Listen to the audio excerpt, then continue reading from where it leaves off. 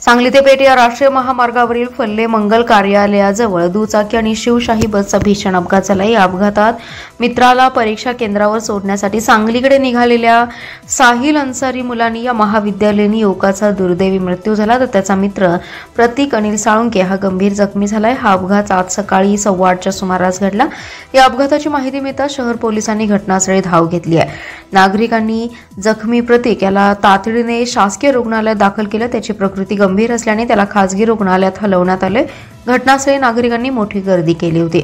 मृत साहिल मुलानी हा आई आणि वडिलांसह पलूस तालुक्यातील नागठाणे येथे राहत होता। दोघेही एकाच महाविद्यालयात शिकत होते। सकाळी प्रतीक याची स्टेनोची परीक्षा सांगलीतील विलिंग्टन महाविद्यालयात होती। त्यासाठी साहिल सकाळी नागठाणे येथून दुचाकी घेऊन घरातून बाहेर पडला। त्याने वाळवा येथे दुचाकी पार्क केली आणि बसने इस्लामपूरला आला। प्रतीक याच्याकडे वाहन चालवण्याचा परवाना नसल्याने साहिलने त्याची मोपेड दुचाकी घेतली। दोघेजण परीक्षेसाठी इस्लामपूरहून सांगलीकडे येत होते। सकाळी 8:15 वाजता दोघेजण दुचाकीवरून सांगलीवाडी टोल नाक्याजवळ आले।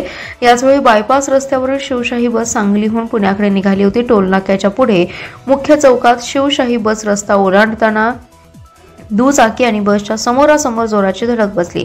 यात साहिलच्या डोक्याला गंभीर दुखापत झाली। रस्त्यावर रक्ताचा सडा पडला होता, तो जागीच ठार झाला होता, तर दुचाकीवर पाठीमागे बसलेला मित्र प्रतीक हा गंभीर जखमी झाला।